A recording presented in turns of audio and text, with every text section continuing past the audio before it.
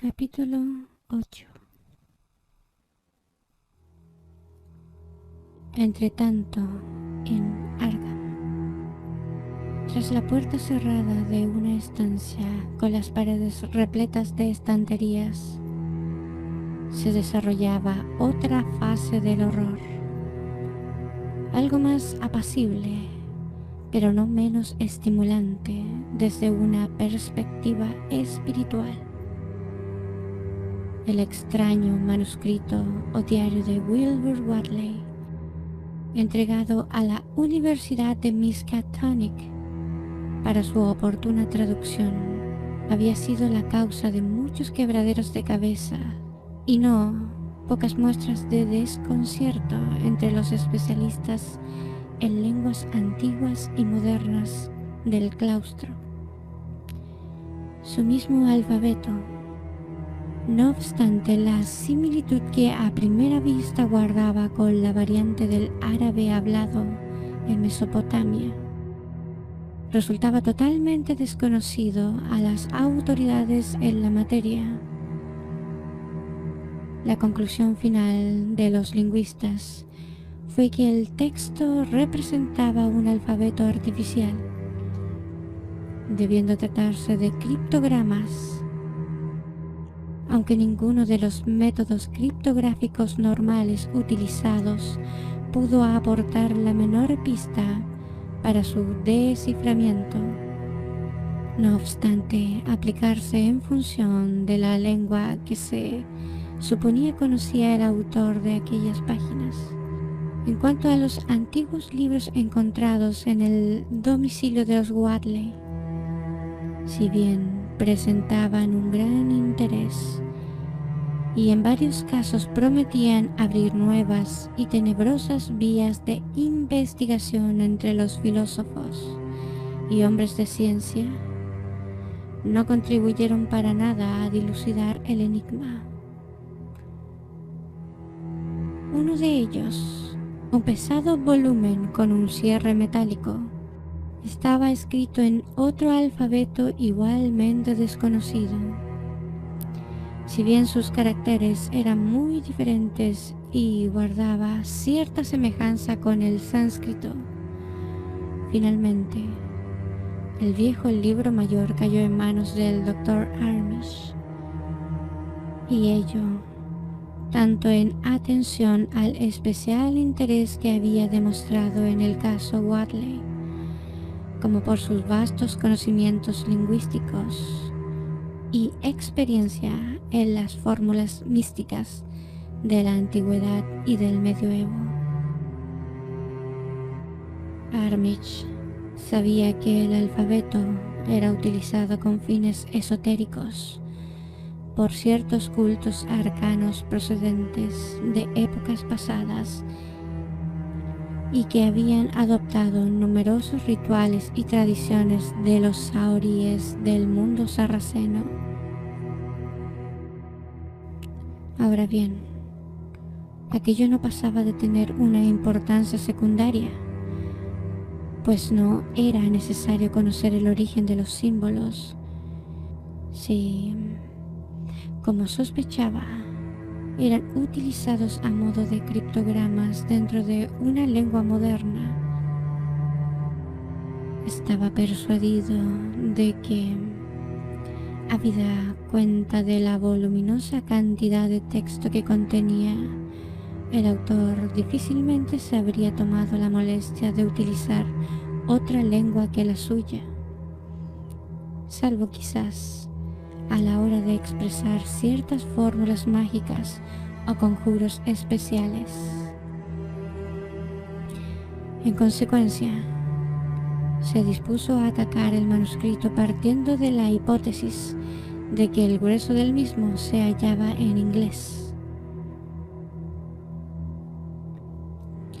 Armish sabía muy bien, tras los repetidos fracasos de sus colegas, que el enigma que encerraba aquel texto resultaría difícil de desentrañar y sería tarea más que dificultosa, por lo que había que desechar cualquier intento de aplicar métodos sencillos de investigación.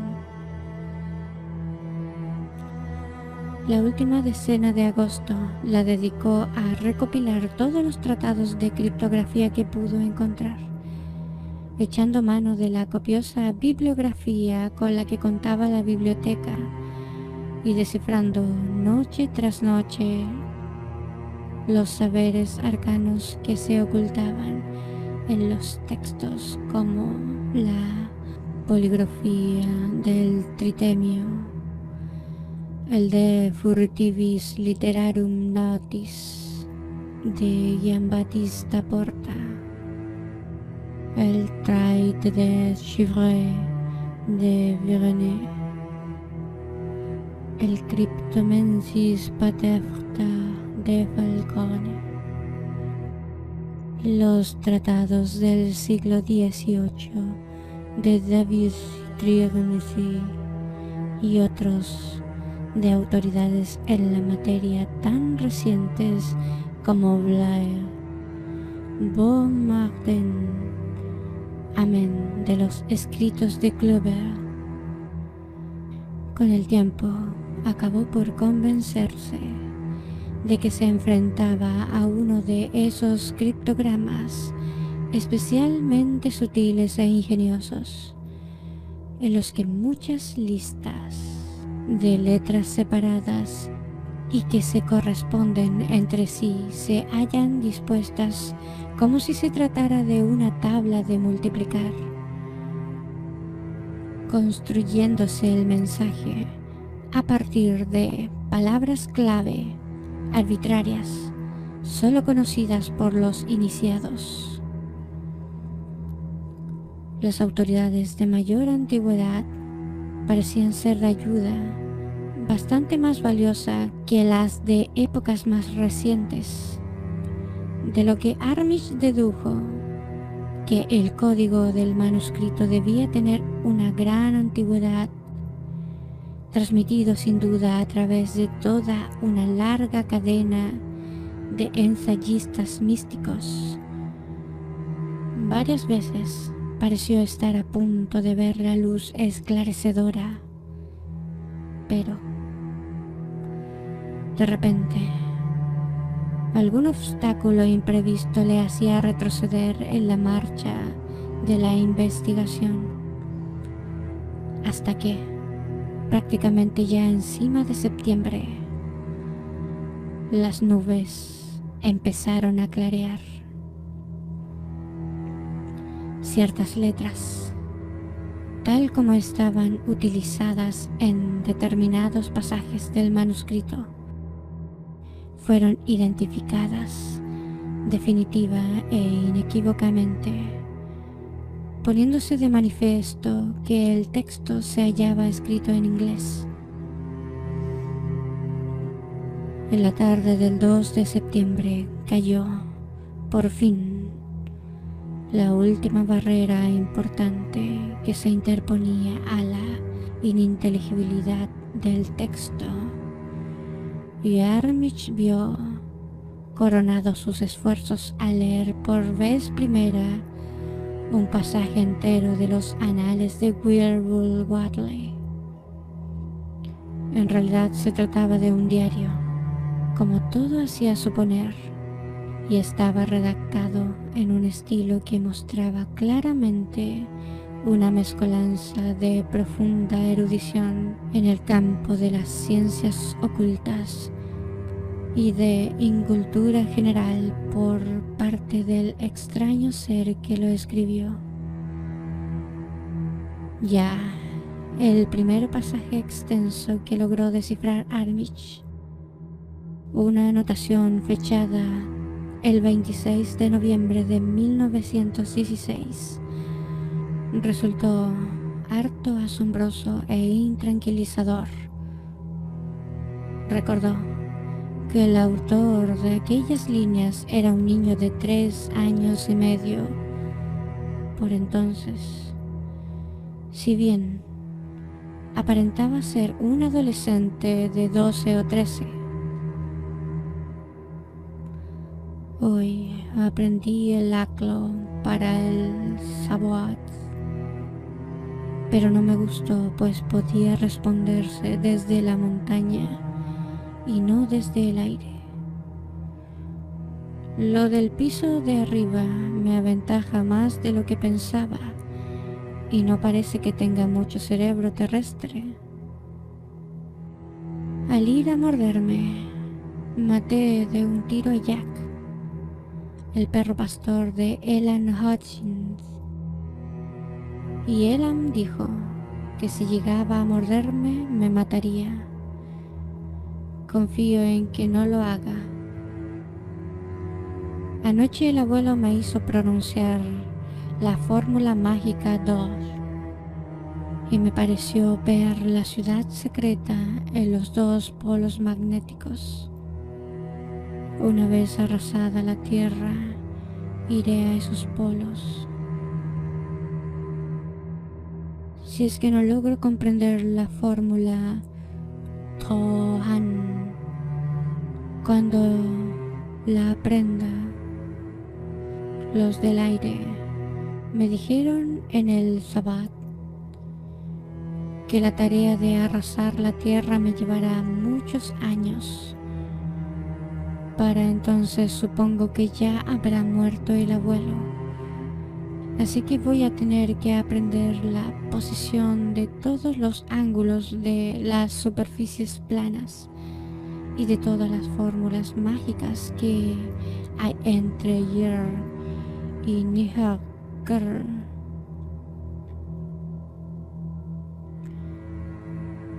Los del exterior me ayudarán, pero para cobrar forma corpórea requieren sangre humana. Parece que lo de arriba tendrá buen aspecto. Puedo vislumbrarlo cuando hago la señal Borish o soplo los polvos de Ibn Ghazi, y se parece mucho a ellos el día de la víspera de mayo en la montaña. La otra cara la encuentro algo borrosa. Me pregunto cómo seré cuando la tierra haya sido arrasada y no quede ni un solo ser sobre ella. El que vino con el aclo Sabbat dijo que podría transfigurarme para parecer menos del exterior y seguir haciendo cosas.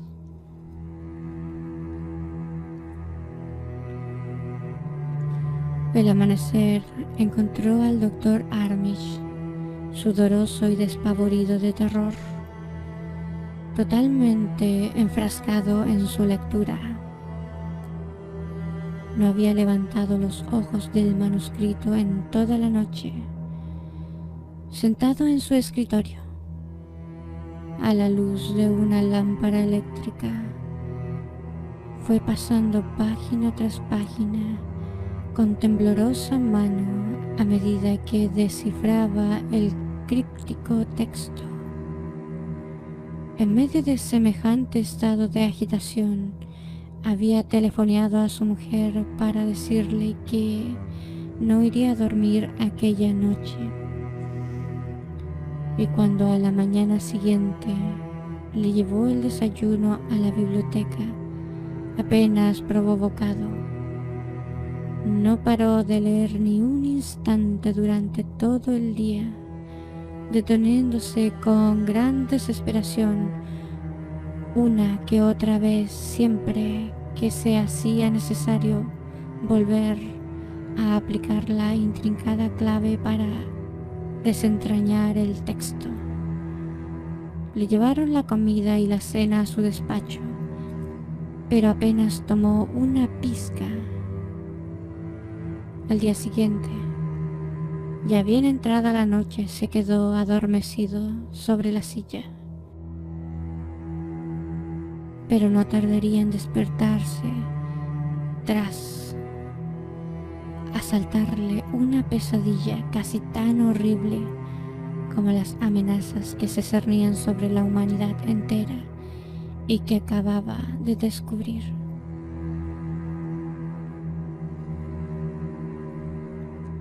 La mañana del 4 de septiembre, el profesor Rice y el doctor Morgan insistieron en ver a Armitage, siquiera un momento. Saliendo de la entrevista, temblorosos y con el semblante demudado.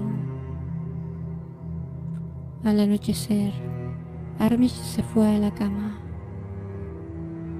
pero solo esporádicamente pudo conciliar el sueño. Al día siguiente, miércoles, volvió a enfrascarse en la lectura del manuscrito y tomó infinidad de notas, tanto de los pasajes que iba leyendo como de los ya descifrados. En la madrugada se quedó dormido unos momentos en el sillón del despacho, pero antes de que amaneciese ya estaba de nuevo con la vista sobre el manuscrito. Aún no habían dado las 12 cuando su médico, el doctor Hardwell, fue a verle e insistió por su propio bien en la necesidad de que dejase de trabajar. Pero Armitage se negó a seguir los consejos del médico, alegando que para él era de vital importancia acabar de leer el diario, al tiempo que le prometía una explicación más detallada a su debido momento. Aquella tarde, justo en el momento en que empezaba a oscurecer, acabó su alucinante y agotadora lectura y se dejó caer sobre la silla totalmente exhausto. Su mujer, que acudió a llevarle la cena, le encontró postrado en un estado casi comatoso. Pero Armitage aún conservaba la conciencia suficiente como para proferir un fenomenal grito que la hizo retroceder al advertir que sus ojos se posaban en las notas que había tomado. Levantándose a duras penas de la silla, recogió las hojas garrapateadas que había sobre la mesa y las metió en un gran sobre que guardó en el bolsillo interior de su abrigo. Aún le quedaban fuerzas para regresar a casa por su propio pie, pero era tan evidente que precisaba de auxilios médicos que hubo que llamar urgentemente al doctor Hardwell.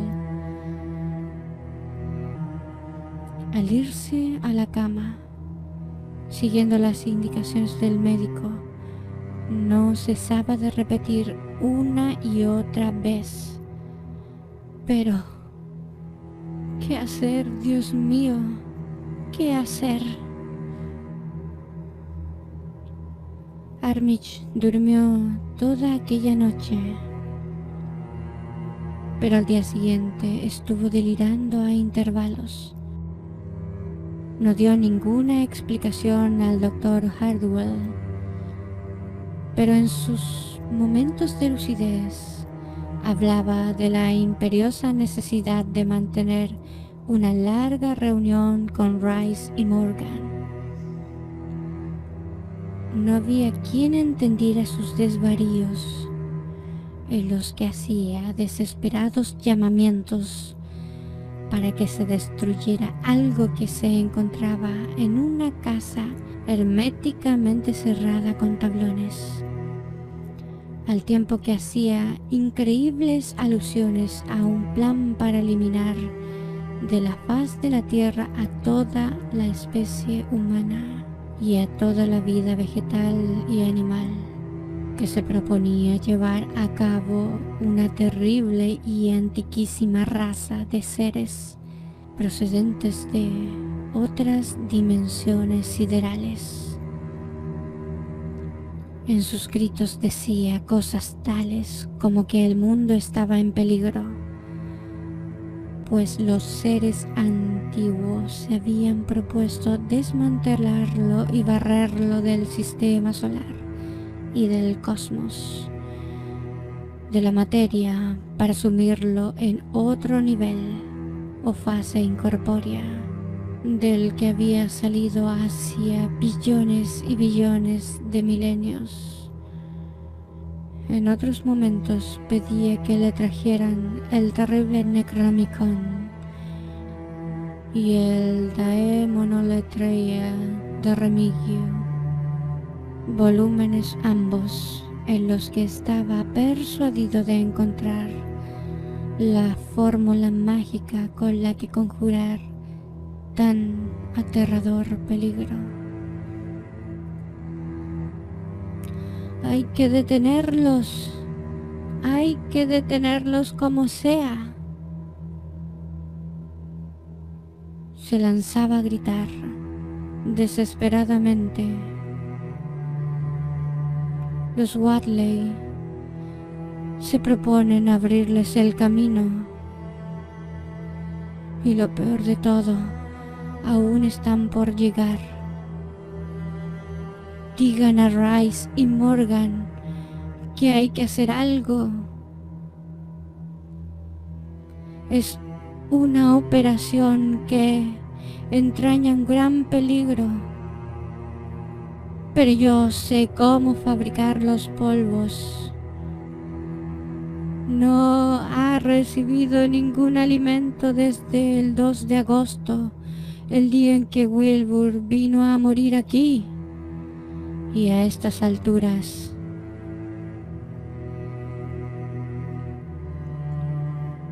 pero Armitage, pese a sus 73 años, tenía aún una naturaleza resistente y el trastorno se le pasó en el curso de la noche y no vino acompañado de fiebres. El viernes se levantó ya avanzado el día, con la cabeza despejada, aunque con el semblante adusto por el miedo que le roía las entrañas y por la tremenda responsabilidad que ahora pesaba sobre él. El sábado por la tarde se sintió con fuerzas para ir a la biblioteca y mantener una reunión con Rice y Morgan. Los tres hombres estuvieron devanándose los sesos el resto del día con las más increíbles especulaciones y los más alucinantes debates. Sacaron montones de terribles libros sobre saberes arcanos de las estanterías y de los lugares donde estaban encerrados a buen recaudo. Y estuvieron copiando esquemas y fórmulas mágicas con febril premura y en cantidades ingentes. No cabía la menor duda al respecto. Los tres habían visto el agonizante cuerpo de Wilbur Wadley postrado en una estancia de aquel mismo edificio, por lo que a ninguno de ellos se le pasó siquiera por la cabeza considerar el diario como los delirios de un loco. Las opiniones sobre la conveniencia de dar cuenta a la policía de Massachusetts estaban encontradas, imponiéndose la negativa en la última instancia. Había cosas en todo aquello que resultaban muy difíciles, por no decir imposibles, de creer por quienes no estaban al tanto de todo lo que allí sucedía, como muy bien se vería tras varias investigaciones realizadas con posterioridad a los hechos. Ya entrada la noche, la sesión se levantó sin que hubieran trazado un plan definitivo. Pero durante todo el domingo, Armitage estuvo ocupado cotejando fórmulas mágicas y haciendo combinaciones de productos químicos sacados del laboratorio de la universidad. Cuanto más pensaba en el infernal diario, más dudas le asaltaban sobre la eficacia de cualquier agente material para destruir al ser que Wilbur Whatley había dejado atrás de sí. El amenazador ser desconocido para él, que unas horas después habría de abatirse sobre la localidad y que acabaría siendo trágicamente conocido por el horror de Dunwich. El lunes apenas difirió de la víspera para Armitage, pues la tarea en que estaba embarcado requería continuas búsquedas y experimentos. Nuevas consultas del diario de aquel monstruoso ser trajeron como consecuencia una serie de cambios en el plan original trazado. Y, con todo, sabía que al final seguiría adoleciendo de grandes faltas y riesgos. Para el martes ya había esbozado una línea precisa de actuación y creía que en menos de una semana estaría en condiciones de trasladarse a Dunwich. Pero con el miércoles vino una gran conmoción. Casi desapercibido, en una esquina del Arkham Advertise, podía verse un pequeño despacho de la agencia Associated Press, en el que se comentaba en tono jocoso que el whisky introducido de contrabando en Dunwich había producido un monstruo que batía todos los récords. Armitage, sobrecogido ante la noticia, telefonió al instante a Rice y a Morgan. Hasta bien entrada la noche estuvieron debatiendo los planes a seguir y al día siguiente se lanzaron apresuradamente a hacer los preparativos para el viaje. Armitage sabía muy bien que iba a tener que habérselas con pavorosas fuerzas, pero también veía claramente que era el único medio de acabar con aquel maléfico embrollo que otros antes que él habían venido a complicar y a agravar.